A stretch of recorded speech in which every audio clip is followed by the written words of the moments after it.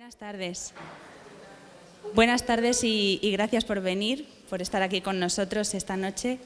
Hoy inauguramos una exposición, Cortázar, lector del mundo, que está dedicada a uno de los grandes maestros de la literatura del siglo XX. Yo diría que es un clásico, pero también un moderno siempre, porque bueno, él inventó una nueva manera de escribir y por lo tanto para todos los lectores una nueva manera de leer también. La exposición, que la vais a poder visitar aquí en Peñaranda hasta el día 27 de febrero, está compuesta de fondos del Museo del Escritor. El Museo del Escritor es un proyecto de Claudio Pérez y de Raúl Manrique, que pertenece también a su librería, el Centro de Arte Moderno de Madrid, en el que han recopilado durante años objetos, libros, primeras ediciones, joyas, para cualquier lector y cualquier amante de la lectura en torno a diferentes escritores, entre ellos Cortázar. Esta exposición tiene diferentes secciones que vais a poder ir viendo. En ellas se explora la faceta de Cortázar como lector, como autor, como persona, como amante de la música, de las artes plásticas, su relación con sus amigos. Hay cartas, hay discos, hay hasta una revista de deporte en la que Cortázar escribió también. Y bueno, yo creo que es una exposición para detenerse y para disfrutar. Esta noche tenemos el placer de contar con la presencia de María Ángeles Fernández. Ella es editora, es periodista, trabaja en la Fundación Germán Sánchez Ruy Pérez desde el año 97 y es una experta, es una verdadera fan, yo diría, y experta en Cortázar. Ha escrito varios libros sobre Cortázar y bueno, yo creo que hoy nos va a desplegar todos unos encantos de Cortázar para conocer el ADN del autor en lo más profundo y para que podamos apreciar de otra manera y ver de otra manera la exposición que tenemos. Tengo que decir que Cortázar, lector del mundo, es una exposición que ha estado varios meses en la Casa del Lector. Allí ha tenido miles de visitantes y bueno, pues se plantea un poco como un homenaje al autor porque en 2014 se celebró el centenario de su nacimiento y bueno, aquí continuamos ahora a inicios del 2015 rindiéndole ese homenaje que se merece y que yo creo que todos que sois buenos lectores en Peñaranda lo vais a saber valorar y lo vais a poder apreciar. Con María Ángeles os dejo. Gracias. Bueno, estoy un poco abrumada por estas modernidades, que es la primera vez en mi vida que tengo esto puesto, pero bueno, trataré de hacerlo bien. En primer lugar, muchísimas gracias con el frío que hace que estéis aquí, pero yo creo que Cortázar sinceramente lo merece, yo creo que es así. Luego, muchísimas gracias a mis compañeros, porque son mis compañeros del Centro de Desarrollo Sociocultural de Peñaranda de Bracamonte, con quien tengo contacto a diario desde el año 97, pero es la segunda vez que estoy aquí. Con lo cual me siento honradísima de que me hayan abierto las puertas en esta otra vida paralela que yo llevo. No secreta, pero casi. Mi vida de editora en la Fundación Germán Sánchez Ruy Pérez ya tiene como un montón de años, como han dicho, y mi vinculación también con el Grupo Anaya. En fin, tengo una historia, pero mi otra historia, mi otra vida está ligada a Julio Cortázar. Lo tengo que confesar, ¿qué vamos a hacer? Así es mi amor más fiel, es así, desde mis 14 años, hay que imaginaros. Y no es mentira, ¿eh? Bueno, no es mentira porque yo nací, digamos, como lectora, puedo decirlo, cuando cayó en mis manos este libro. Fijaros cómo está. Está destrozado, por eso lo llevo en una bolsita. Este libro fue mi primer libro de Cortázar. Es La vuelta al día en 80 mundos. Yo tenía 14 años. Tengo una pequeña anécdota antes de empezar a hablar de lo que tengo que hablar. Y es cómo nace un lector. Esto es un misterio que en la Fundación, como institución que se dedica a esto, nos venimos preguntando hace mucho tiempo. En esta casa se trabaja para crear lectores, para formar lectores, para estimular lectores, para ayudar a leer. Pero sigue siendo un misterio. ¿Cómo nace un lector? Yo humildemente puedo decir que nací como lectora, quizá, en las piernas de mi padre, que estaba sentado así conmigo aquí, y una cartilla enorme, y él me enseñaba a leer. Y de pronto, de ese papel salió la palabra mamá, pero brotó. Y ahí me di cuenta que sabía leer. Eso, yo he hecho muchas encuestas sobre esto. ¿Os acordáis el momento preciso en el que aprendisteis a leer? Hay mucha gente que sí, pero hay mucha gente que no, porque es cierto que es un proceso que a veces es tan natural como que un niño diga, ¿y ahí qué dice? Y el papá, la abuela, el tío le dice, pues McDonald's, ¿no? O leche, o lo que sea. Bueno, yo recuerdo cuando aprendí a leer en brazos de mi padre. Creo que eso es, por supuesto, un recuerdo placentero, porque es producto del amor.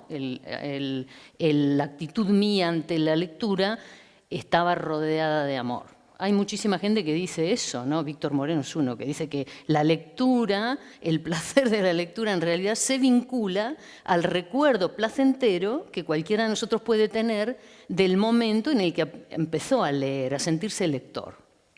Estas son teorías imposibles de demostrar, que yo pueda demostrar. Yo solo puedo contaros eso, que yo aprendí a leer con mi padre, luego era voraz, digamos, todo lo que pillaba lo leía, pero reconozco que me descubrí otro tipo de lectora cuando cayó en mis manos este libro. Yo vivía en aquel momento en la Patagonia Argentina, no había librería en ese pueblo, no había una biblioteca moderna como esta, no había desde luego nadie que hubiera leído a Cortázar, ¿qué quieres que os diga? Ni mis profesores de literatura. Y en una revista de estas de actualidad había detrás una pequeña crítica donde se hablaba de este libro. ¿Qué habré leído yo ahí que me llevó a pedirlo por correo y que llegara después de no sé cuánto tiempo un contrarreembolso? Recuerdo la estupefacción de mi madre cuando, que estaba lavando ropa, se secó en el delantal y vino a pagarle al cartero y era un dineral de aquel entonces, y yo me quedé absolutamente avergonzada porque no había pedido permiso para pedir ese libro. Pero yo no pensé que era un libro tan caro. Yo no sabía que había otra edición que habían hecho a propósito, más baratita, que era la de los 2 volúmenes. Julio Silva y Julio Cortázar pensaron, ese libro va a ser caro, vamos a hacer una edición. Pero yo no sabía que existía esta. Yo tuve esta.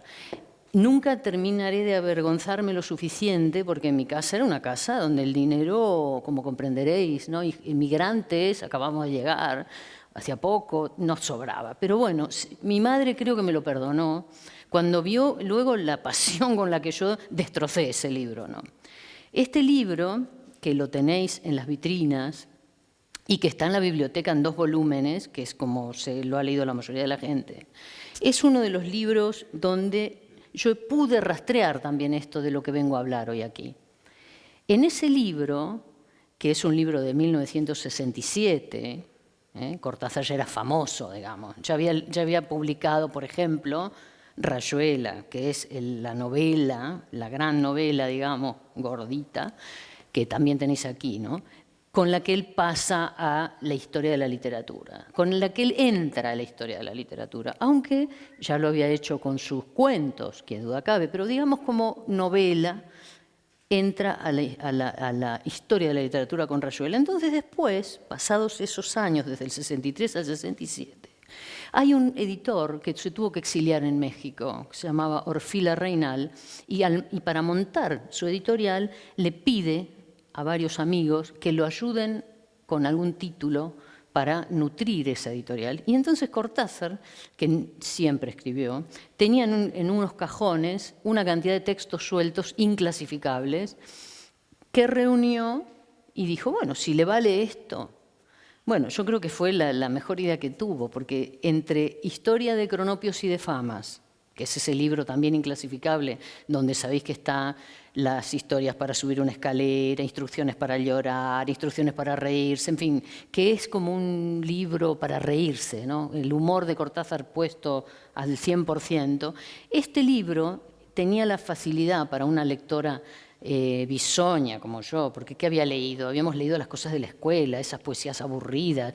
No eran grandes lecturas las que teníamos en las escuelas.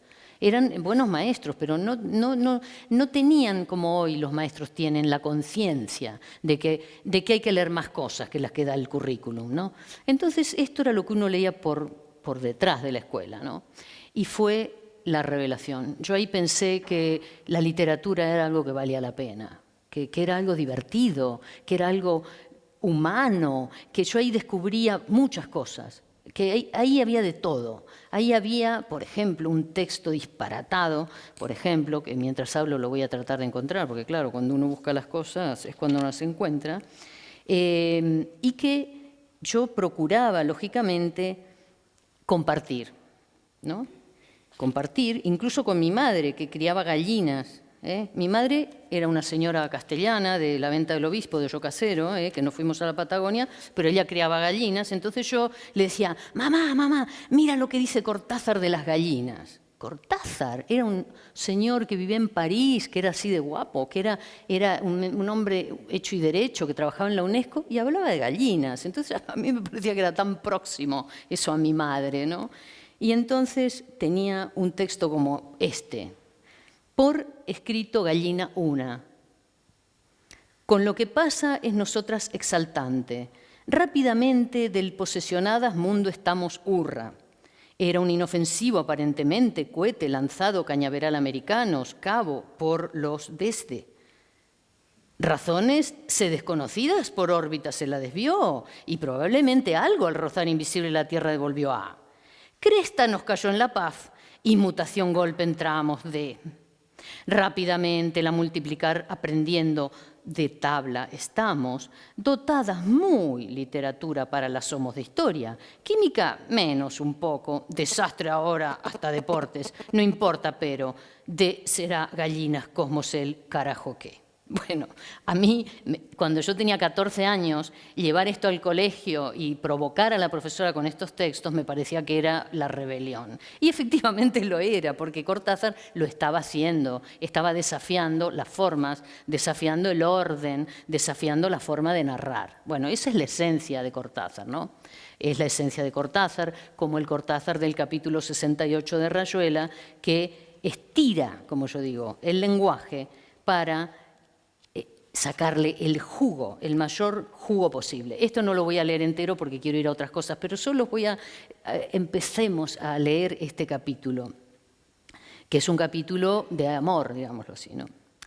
Apenas él le amalaba el noema, a ella se le agolpaba el clémiso y caían en hidromurias, en salvajes ambonios, en sus talos exasperantes. Cada vez que él procuraba relamar las cincopelusas, se enredaba en un grimado quejumbroso y tenía que embulsionarse de cara al nóvalo, sintiendo cómo poco a poco las arnillas se espejunaban, se iban apeltronando, reduplimiendo, hasta quedar tendido como el trimanciato de ergomanina al que se le han dejado caer unas fílulas de cariaconcia. Bueno. Os dais cuenta que esto es mucho más que una gitanjáfora, un trabalenguas. Esto es una manera de que el idioma, por proximidad de una palabra con otra, adquiera un significado. Está describiendo, como todo el mundo habrá comprendido, un acto de amor, ¿verdad? Pero eso, leído por una persona como yo de 14 años, sin mayor formación literaria, me parecía que era entrar en una dimensión distinta, como realmente lo era. Me pasó un poco lo que le pasó a Cortázar. Yo estaba en soledad con esto, porque no todos los chicos de mi edad pues querían leer eso, ¿qué queréis que os diga? Les gustaba ir a jugar al fútbol, o les gustaba pues ir a remar en la canoa, o les gustaba ir al cine, y no detenerse en estas cosas que a mí me parecía que eran entrar como en un carril de otra clase. Esto habla también de Cortázar en el sentido de que lo describe como esa persona que toda su vida estuvo indagando, sobre todo las posibilidades del lenguaje y las formas, y también que la forma en el arte es el fondo, ¿no? Como sabemos, o sea, con la forma se hacen cosas bonitas o cosas feas. Él procuraba hacer cosas bonitas. ¿Y cómo fue que Cortázar llegó a ser ese escritor? Bueno, ese es otro misterio, ¿no? Porque una persona se dedica a escribir, y otro es arquitecto, y otro es maestro, y otro es agricultor, en fin, eso. La vida te lleva para un sitio o para otro, pero bueno, él desde pequeño tenía la pasión por la lectura. Tanta pasión, que su madre estaba preocupada, porque claro, era un chico larguirucho, tenía asma, vivía rompiéndose brazos y piernas, o sea, no quería ir a jugar con otros niños. Yo me lo imagino, un chico que medía 2 metros cuando era mayor, imaginároslo con 9 años. Sería una cosa así, un niño desgarbado, que no le gustaban los deportes, o sea, un niño distinto. Entonces, ¿qué hacía? Pues se volcaba a leer y escribir. Y entonces tenían en la casa de los afueras de Buenos Aires un patio enorme, unas huertas, jardín, y ahí, en ese escenario, él era Adán, él descubría el mundo, él descubría las hormigas, las tortugas, tenía su perro, su gato, su cotorrita, su jazmín, y ahí surgieron muchas historias que hoy todavía nos deslumbran, ¿no? Como el cuento Los venenos, por ejemplo, ¿no? donde es un cuento muy autobiográfico, como casi toda la obra de él. Bueno, ese niño tan enfermizo, tan solitario, pues claro, vivía leyendo, ¿no? Y al punto de que su madre, ya os digo, fue al médico con él, y el médico le dijo: señora, lo que usted tiene que hacer, lógicamente, es quitarle los libros. Imagínense, quitarle los libros. Entonces él desesperado, se habrá puesto a llorar, y la madre, que era una mujer muy sensible, por suerte, pactaron. Dijo: bueno, hijo, no leas tanto, ¿sabes? Toma un poco el sol. Y bueno, pactaron, pero yo luego me lo imagino, como todos hemos hecho, con la linterna debajo de las sábanas, leyendo hasta la hora que quería y le daba la gana, ¿no? Entonces, ese personaje Cortázar, que además era el hijo de una mujer separada, divorciada, en los años, estamos hablando de los años 20, 22, 23, 24, 25, o sea, él nació en el 14. Era un niño distinto en casi todo, porque su mamá era una mujer que se había separado de su padre muy tempranamente, y era un niño que vivía en una casa con su hermana, que era epiléptica, que no iba a la escuela, y con una abuela, y con una tía que le enseñaba a tocar el piano, y con una madre que, a pesar de que era muy culta y que hablaba varios idiomas, en esos tiempos no era tan fácil encontrar un trabajo, una mujer. En fin, un niño estigmatizado, vamos a llamarlo así. Hoy día lo entenderíamos más. En aquella época era un niño raro, ¿no?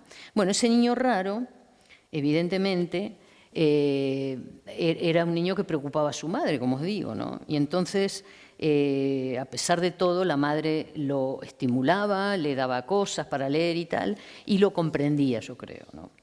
Ese vínculo que él tenía con su madre, y aquí no vamos a hacer psicoanálisis, quiero decir, pero es importante, porque es muy importante en Cortázar la situación familiar, cómo lo condiciona en todo sentido. Esa madre amorosa, dominante, lógico, una señora con un carácter, evidentemente fue un pilar en su vida, y es, lógicamente, su primera lectora, ¿no? Tanto quien le leía por las noches en la cama, seguramente, como su abuela, o le contaban historias, como quien tuvo la posibilidad de leer sus primeros escritos. Y sobre esto hay una anécdota muy bonita que lo pinta de cuerpo entero, y pinta la relación de cuerpo entero, que la contó en el programa A Fondo con Joaquín Soler Serrano, que anda por ahí por internet, lo podéis rescatar. Pero fue un programa donde, en la época en que en televisión dejaban hablar a los invitados, ¿no? Él se explayaba y lo dejaban hablar. Entonces él contó muchas cosas. Entre las cosas que contó fue que cuando él tenía unos 8 o 9 años, empezó a escribir, ¿no? Y entonces pasó lo siguiente. Lo contó su madre en la única entrevista que dio en su vida, en el año 73 en Argentina, y dice así: entre los 9 y los 10 años comenzó a escribir. Con su hermana, a quien llamábamos Memé, redactaban una especie de comedias familiares muy graciosas que luego representaban teatralmente. Era una forma de llevar al territorio del humor toda la vida cotidiana de nuestro hogar. Es seguro que la literatura era, entonces, casi todo su mundo. Nunca fue un muchacho de salir a la calle y ganar amigos, aunque tenía muchos y muy buenos. No se interesó jamás por ninguna especie de deporte. O sea, esto que yo he sabido por leerlo, por las cosas que a él le interesan, su madre lo confirma en esta entrevista que dio, ¿no? Pero junto con esa visión idílica de la mamá, ¿no?, del hijo tan amoroso y tal, está el recuerdo que tiene el hijo de la primera, digamos, situación bajo sospecha que tuvo con su madre con relación a la escritura, ¿no? En esa entrevista la madre no habla exactamente de eso, pero lo cuenta, digamos, suavizando la situación. La madre dice así: a los 13 años se apasionó por la poesía. Tengo en mi poder un cuaderno escolar que llenó de versos encantadores y que los denominó Odas a Memé, en homenaje a su hermana. Fue entre los 13 y los 15. Ya mencioné las Odas a Memé, pero existió mucho más. Versos sugestivos, analíticos, dedicados a Poe, a Verne, canciones para sus maestras y sus amigas, poemas de amor para una chiquilina de la cual estaba enamoradísimo. Alcanzaba una profundidad fantástica, donde campeaban el dolor, el amor, el abandono. Era una cosa extraordinaria, de no creer, dice la madre. Bueno, inocentemente la madre dice de no creer. Yo voy a pillar ese de no creer y voy a ahondar en la incredulidad por parte de su madre, cuando lo cuenta el propio Cortázar, ¿no? O sea, Soler Serrano le pregunta, dice, bueno, tú escribiste una novela, ¿no? Y él dice, no, no era una novela, en realidad era otra cosa, ¿no? Dice, ¿y qué pasó? Y entonces Cortázar cuenta. Tocas un tema que para mí fue un gran traumatismo, pero no se refiere a la novela. Ocurría que había empezado a leer a Edgar Allan Poe, sus cuentos, en español, porque no sabía otro idioma, y los poemas de la famosa traducción de Blanco Belmonte, que era la única que había en español en aquel entonces. Me habían aterrorizado los cuentos y conmovido los poemas, y entonces escribí una serie de poemas que debían resultar imitativos, con una gran influencia. Nadie leyó esos poemas y luego desaparecieron no sé cómo y seguí escribiendo otros en los que ya trabajaba más por mi cuenta. Y esa serie cayó en manos de un pariente, un tío o algo así, y le dijo a mi madre que evidentemente esos poemas no eran míos y que estarían copiados de alguna antología. Chachán, chachán. Bueno, nos podemos imaginar la situación, ¿no? Entonces dice Cortázar, me acuerdo siempre de lo que aquello fue para mí. Un dolor de niño, un dolor infinito, profundo y terrible, cuando mi madre, en quien yo tenía plena confianza, vino de noche, antes de que yo me durmiera, a preguntarme, un poco avergonzada, si realmente esos textos eran míos o los había copiado. El hecho de que mi madre pudiera dudar de mí fue desgarrador, algo así como la revelación de la muerte. Esos primeros golpes que te marcan para siempre. Descubrí que todo era relativo, que todo era precario, que había que vivir en un mundo que no era el que yo imaginaba, lleno de total confianza y de inocencia. He traído a colación esto porque en la formación de Cortázar como persona, este tipo de cosas son significativas. ¿Por qué son significativas? Porque a la edad de los casi 70 años, que fue la última entrevista que dio en España, todavía lo recuerda. Y yo siempre me pregunto si esas cosas no hacen que una persona como él, que parece cursi hablando, ¿verdad?, tuviera, como digamos, la intención de superar aquello y demostrarle a su madre que él era un buen escritor, que él era una buena persona y que no plagiaba. Uno se pregunta eso, ¿no?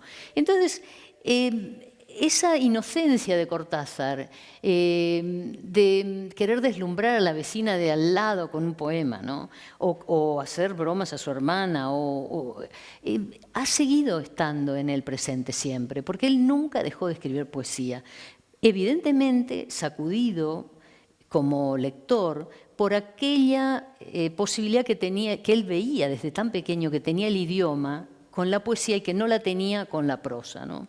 Entre esas lecturas que fueron importantes para él está, en primer lugar, una enciclopedia que también está expuesta en las vitrinas, pero que yo he traído uno de mis 20 volúmenes.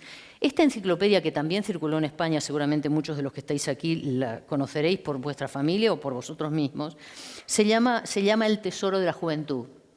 Es una enciclopedia en 20 volúmenes pensada para niños, jóvenes. No ñoña, no está redactada, está redactada con mucha seriedad, pero a la altura de un adolescente, digamos, menor de 18 años, ¿no?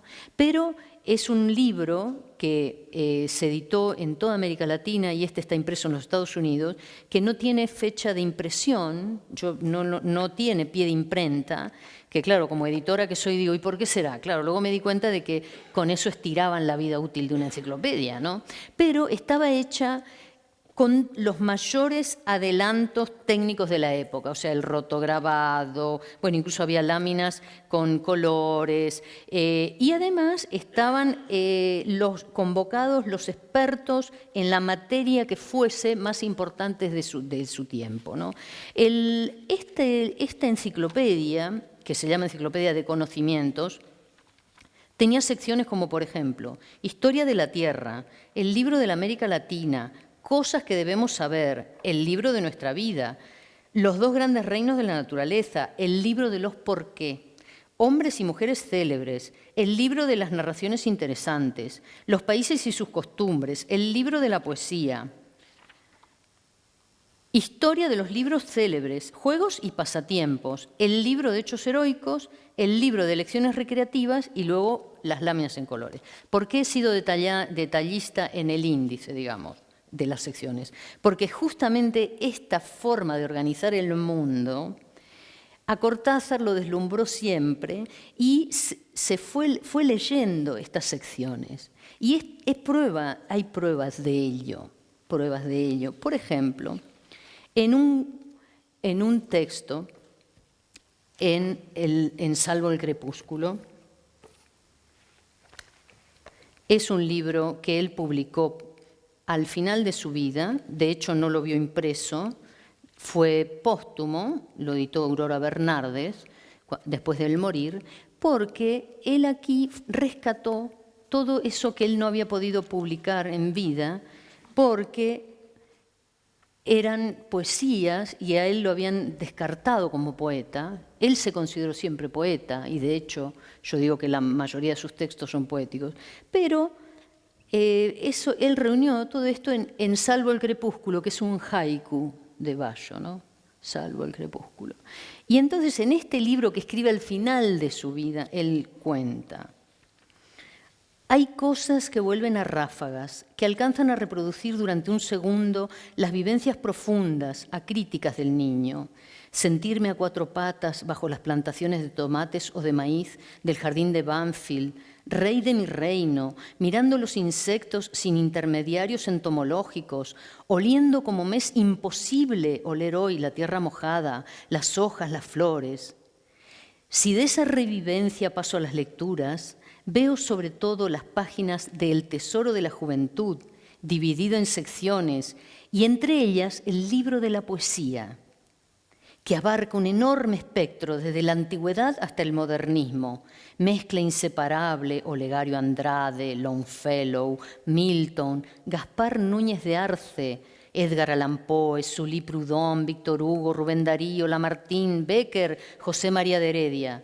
Una sola cosa segura: la preferencia forzada por la del antólogo por la poesía rimada y ritmada, tempranísimo descubrimiento del soneto, de las décimas, de las octavas reales, y una facilidad inquietante, no para mí, para mi madre, que imaginaba plagios disimulados, a la hora de escribir poemas perfectamente medidos y de impecables rimas, por lo demás signifying nothing, más allá de la cursilería romántica de un niño frente a amores imaginarios y cumpleaños de tías y maestras.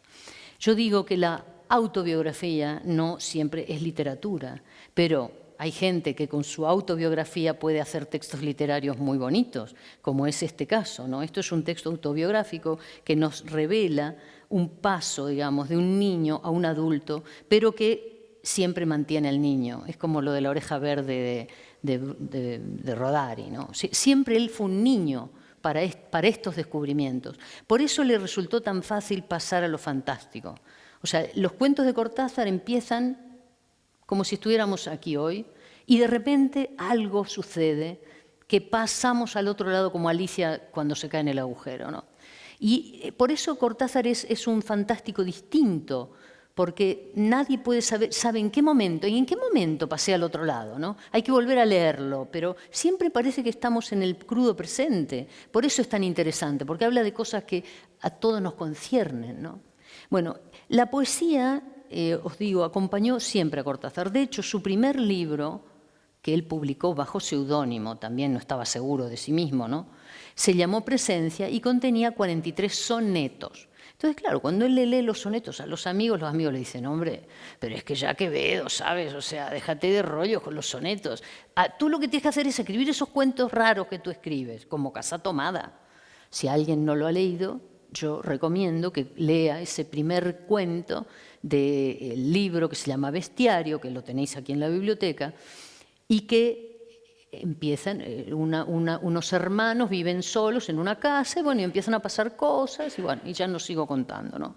Pero ese niño, deslumbrado por la poesía, de todos modos, cuando siguió escribiendo, escribe, por ejemplo, prosa, y que parece difícil, ¿no? Pero uno dice, ¿y esto será prosa? ¿Seguirá siendo prosa lo que él dice que es prosa? ¿O tenemos al poeta metido en la prosa? Capítulo 7 de Rayuela. Toco tu boca, con un dedo toco el borde de tu boca, voy dibujándola como si saliera de mi mano, como si por primera vez tu boca se entreabriera, y me basta cerrar los ojos para deshacerlo todo y recomenzar. Hago nacer cada vez la boca que deseo, la boca que mi mano elige y te dibuja en la cara, una boca elegida entre todas, con soberana libertad elegida por mí para dibujarla con mi mano en tu cara, y que por un azar que no busco comprender, coincide exactamente con tu boca que sonríe por debajo de la que mi mano te dibuja. Bueno, si eso no es poesía, lo discutimos. ¿Vale?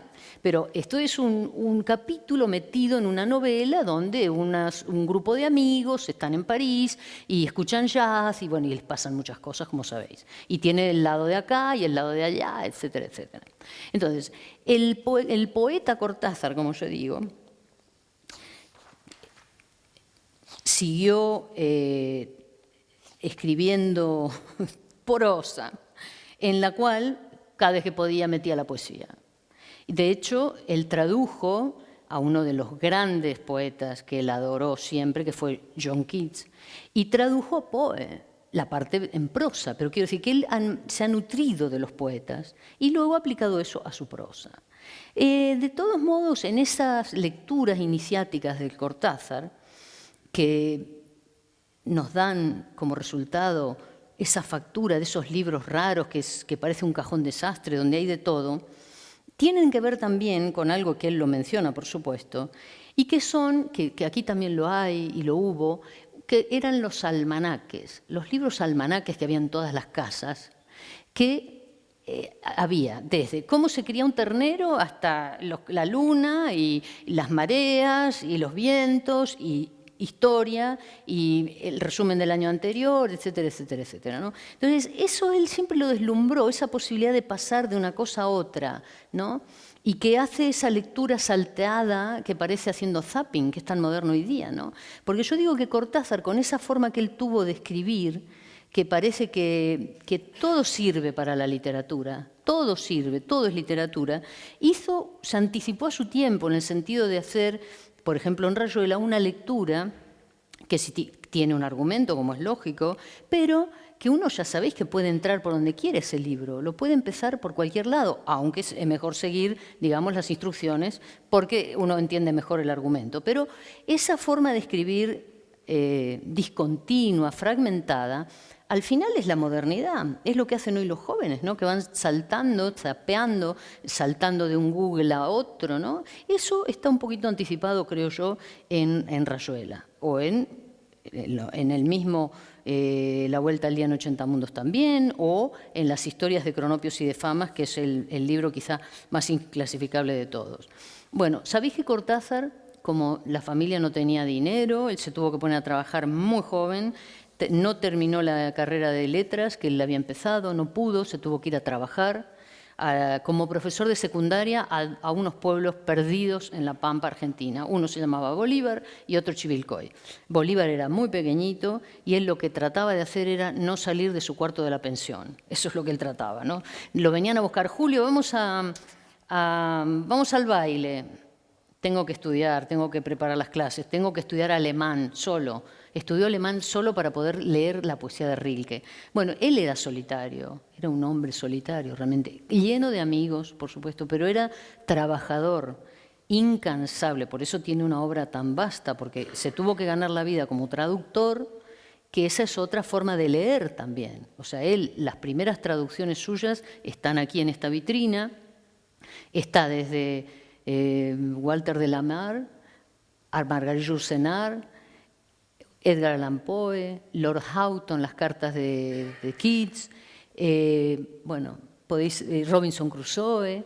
O sea, un lector que también se forma como traductor y que eso revierte luego en su obra también. O sea, es un ida y vuelta, ¿no? Bueno, ese lector temprano de los calendarios él le llama a estos libros almanaque. O sea, que fijaros la importancia que tiene que en tu casa haya habido esa cosa que era lo más natural del mundo, ¿no? Pero que te abría como un panorama al mundo. Era como una ventana que había en cada casa, así fuera en el lugar más remoto de la tierra, ¿no?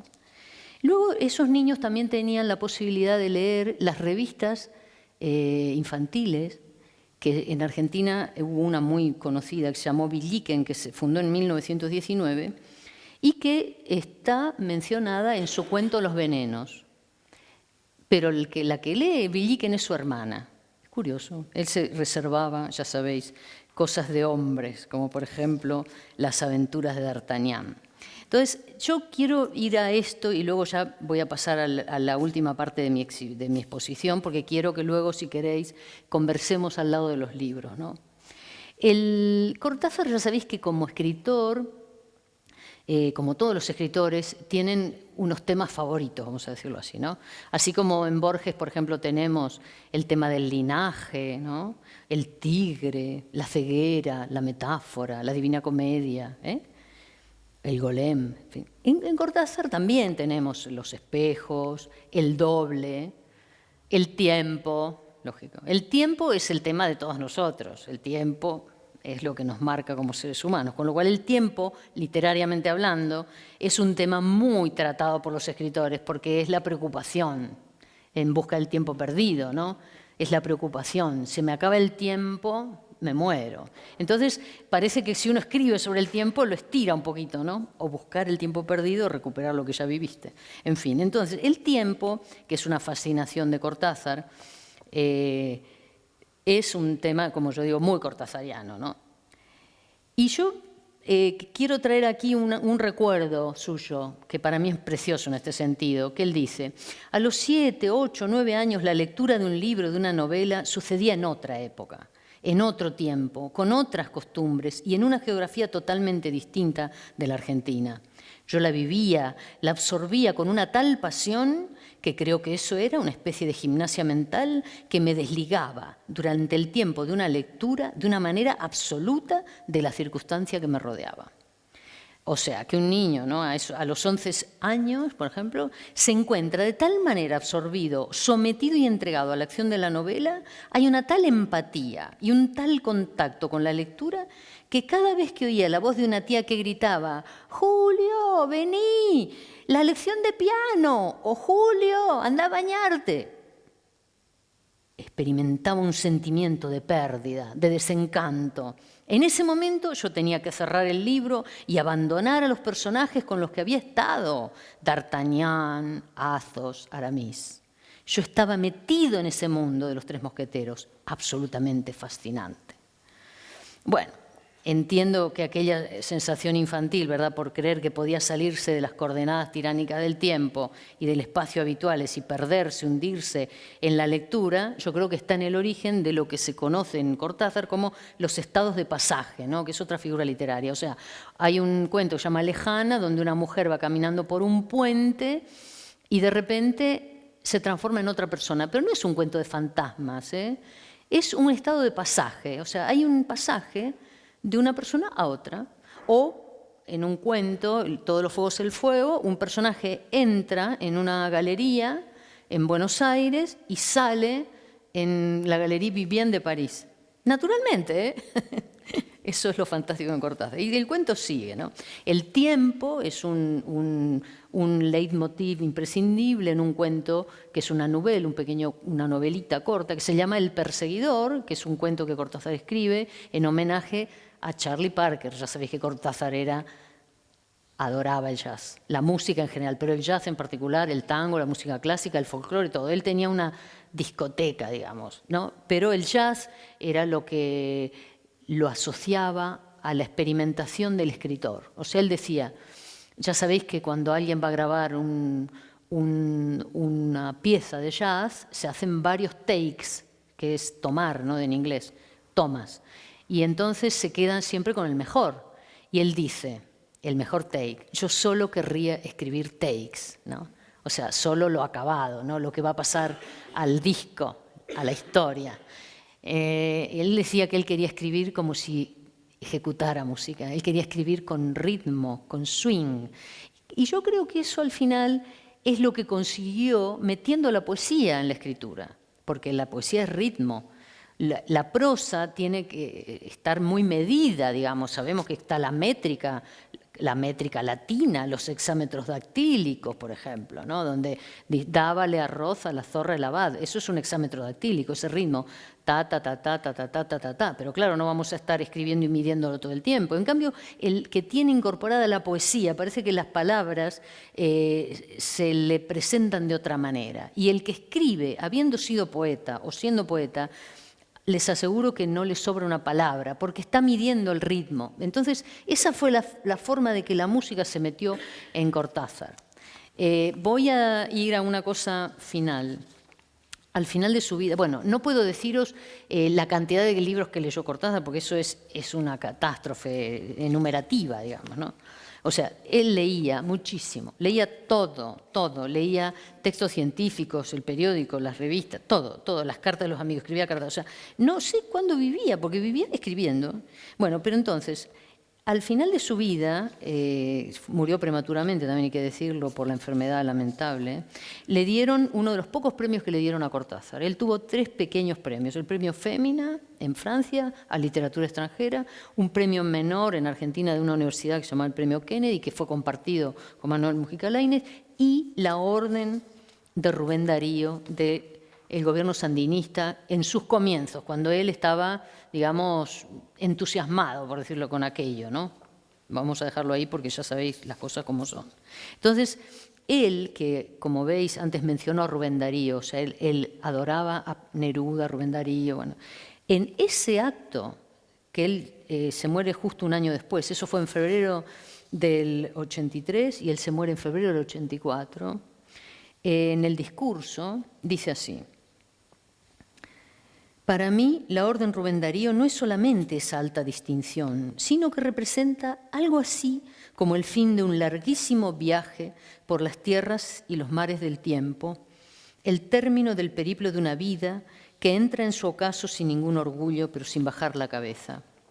Y como sucede siempre en los periplos, en ese eterno retorno en el que principio y fin se confunden y se concilian, yo pienso esta noche en mi lejana infancia, en mis primeras lecturas, en mi despertar a la poesía, mala y buena poesía de los manuales escolares y las bibliotecas familiares, y así como hace pocos días en Managua citaba un poema del nunca olvidado Gaspar Núñez de Arce, así ahora surge ese instante de mi joven vida en que sobre mí cayó un relámpago que habría de dibujar para siempre su serpiente de fuego en mi memoria.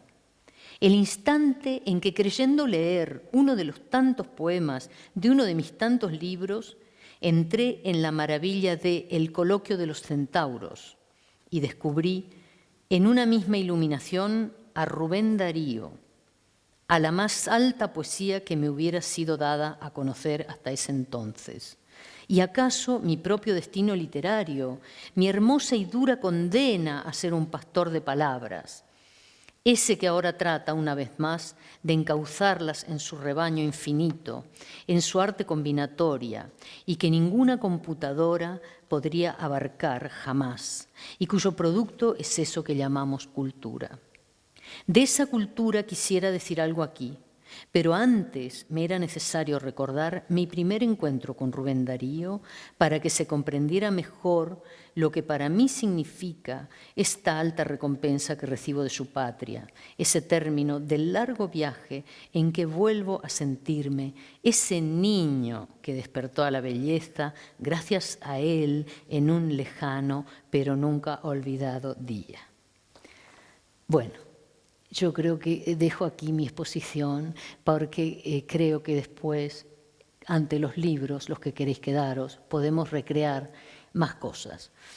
Yo solo digo que establecer el ADN, como decíamos antes, literario, de una persona que vivió para la literatura, vivió de la literatura, pero que fue un hombre muy sensible a los otros seres humanos. Era un hombre que tenía amigos, que la gente lo quería. Es imposible. Yo solo he tratado de abrir una puerta, de invitar a la gente a que lea Cortázar, que no os creáis que es difícil. O sea, Cortázar tiene muchos niveles de lectura, tiene cuentos perfectamente divertidos, es dicharachero, recopila anécdotas, tiene magia seductora. Es un poeta moderno y además creo que tiene la humanidad que yo cada vez echo en falta más en muchas de las personas con las que uno al cabo del día tiene que tratar. Yo para mí he encontrado en él un amigo invisible porque nunca lo conocí.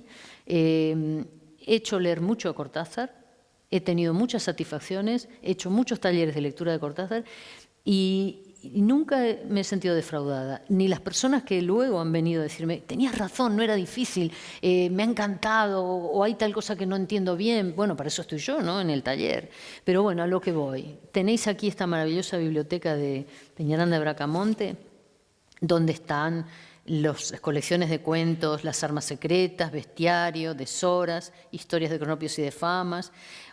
La última parte de su producción que la editó su Aurora Bernardes, fue su primera mujer, que se publicó hace poco, Papeles inesperados, que son esas cosas que quedaron en sus cajones. Luego Rayuela también está aquí, Todos los fuegos el fuego, La vuelta al día en 80 mundos, y la colección de relatos completa que está en la colección de Alianza y también algunas otras antologías.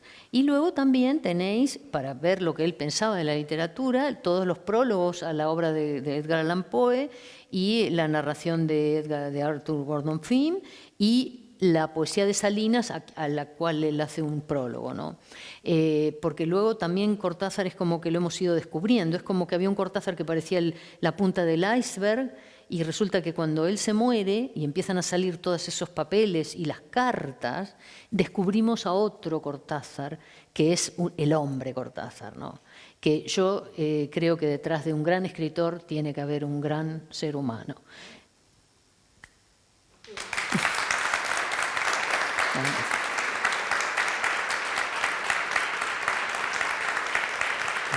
Gracias.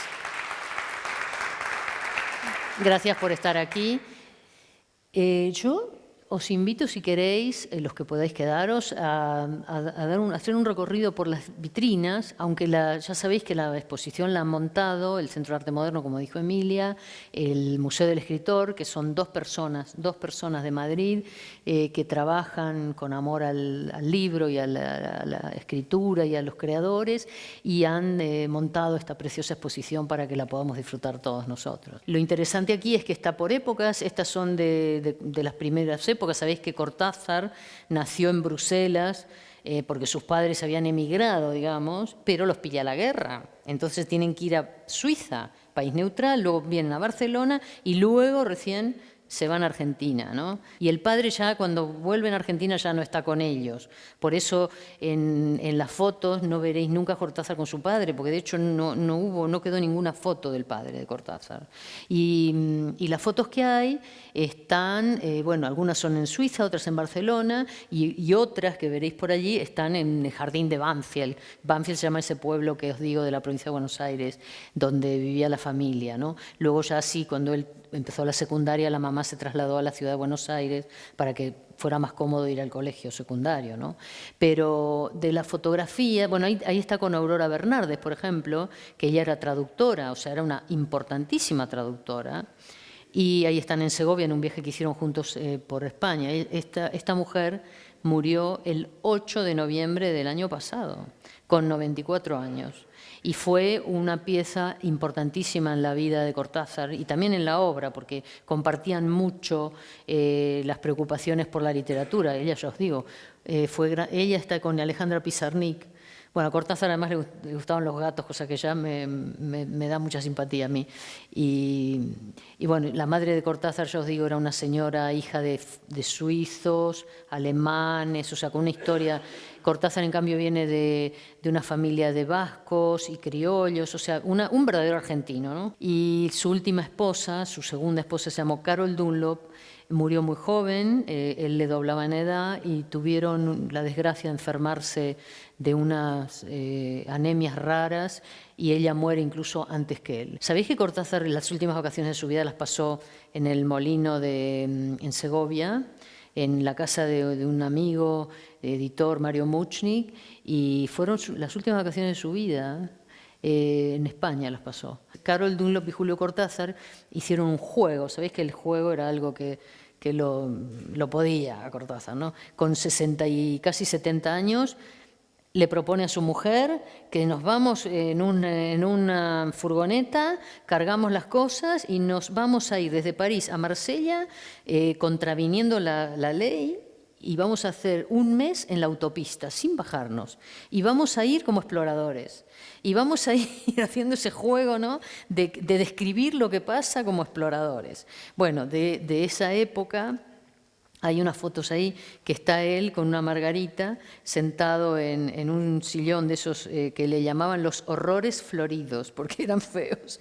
Y bueno, y este es un libro lúdico y un libro de amor a la osita durmiendo. Él le llamaba la osita y él era el lobo, ¿no? Estaban absolutamente enamorados, fue una tristeza enorme que ella se muriera tan joven, porque él parecía que había encontrado todo con ella. Ella era escritora, traductora, fotógrafa y se querían. Bueno, una cosa muy triste. Pero aquí está la obra. Que eso es lo que queda. Oye, muchas gracias. Bueno, ay, muchas gracias. una delicia. Ay, por favor. Bueno, yo no quiero que os quedéis sin cenar. No, es que yo arriba no puedo subir. Ay, no puedes subir. Bueno, pero no importa, porque arriba vosotros venís, si estáis aquí. Vais despacito, además, aquí está todo, los cartelitos, se puede leer tranquilamente, ¿eh? ¿Os lo habéis pasado bien? Bueno, ahora bueno, gracias a Es vosotros. una maravilla. Una maravilla. Gracias. Oír hablar. Ay. No se cansa una. No, bueno, gracias. Un poquito tarde. Bueno, yo ya le he prometido.